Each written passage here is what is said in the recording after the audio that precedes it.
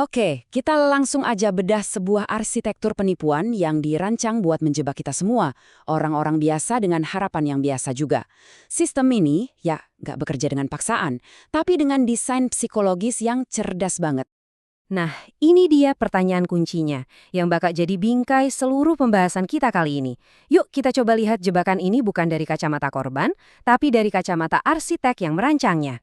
Semuanya itu berawal dari sini. Kepingan puzzle pertama yang paling penting. Sebuah gerbang masuk yang kelihatannya sepele, tapi justru inilah fondasi dari seluruh bangunan jebakan ini. Yuk, kita coba bongkar komponen pertama dari mesin ini, sebuah filter jenius seharga 3.000 yen. Kenapa sih harus bayar, dan kenapa angkanya spesifik banget? Angka ini, kalau dirupiahin ya, sekitar 300 ribuan, dipilihnya hati-hati banget. Nggak terlalu mahal sampai bikin orang takut, tapi juga nggak gratis. Kenapa nggak gratis? Karena kalau gratis, yang datang itu audiens yang salah. Nah, ini bagian yang paling cerdas. Coba dilihat logikanya. Cuma dengan bayar sejumlah uang, sekecil apapun itu, pola pikir audiens langsung berubah total, bahkan sebelum seminarnya mulai.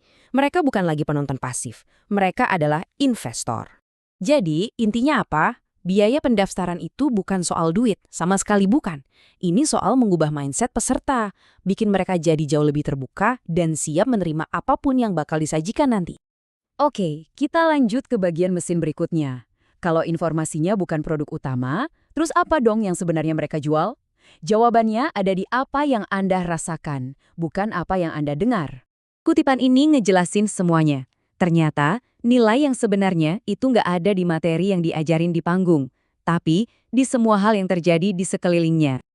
Gedung yang megah, staf yang kelihatan profesional, suasana komunitas yang hangat, janji bisa dapat koneksi eksklusif, semua elemen pinggiran inilah yang menciptakan nilai.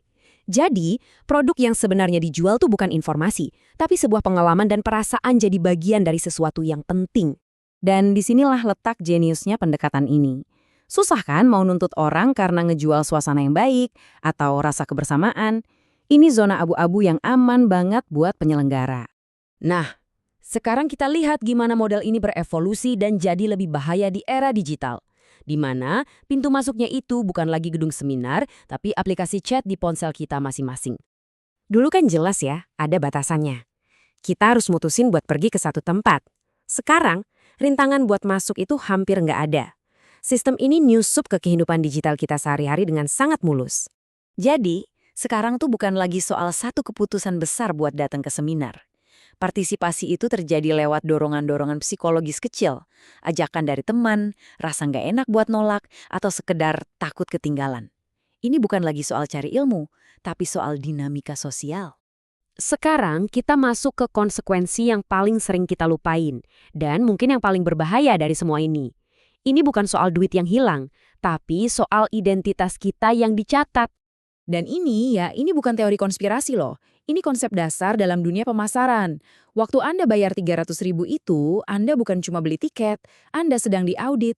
Prosesnya tuh dingin banget, tapi sangat logis, dan ini nunjukin gimana satu pembayaran kecil bisa punya akibat jangka panjang.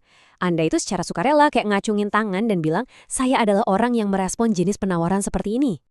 Terus, ngadepin sistem yang secanggih ini gimana dong cara paling efektif buat ngelindungin diri? Jawabannya bukan dengan sinis atau marah-marah, tapi dengan pemahaman yang tenang. Nah, ini dia kenapa sistem ini ampuh banget. Mereka itu gak nargetin kelemahan atau keserakahan kita, tapi nargetin emosi universal yang kita semua bisa rasain. Keinginan buat jadi lebih baik dan gak ngerasa sendirian. Jadi, ini inti dari cara bertahan yang paling efektif dan hemat biaya.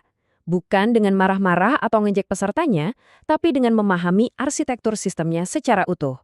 Dengan cara ini, kita jadi bisa memberdayakan diri kita buat jadi pengamat yang cerdas, bukan peserta yang terjebak atau hakim yang menghakimi. Kita ngelihatnya sebagai sebuah mesin yang dirancang dengan pintar, bukan sekedar pertarungan antara orang baik dan orang jahat. Oke, saya akan tinggalin Anda dengan satu pertanyaan terakhir ini. Setelah Anda paham cetak birunya, filter awal, jualan pengalaman, dan pencatatan data, coba deh perhatian sekeliling Anda. Anda mungkin bakal kaget betapa seringnya desain ini muncul lagi dalam berbagai bentuk lain di dunia kita.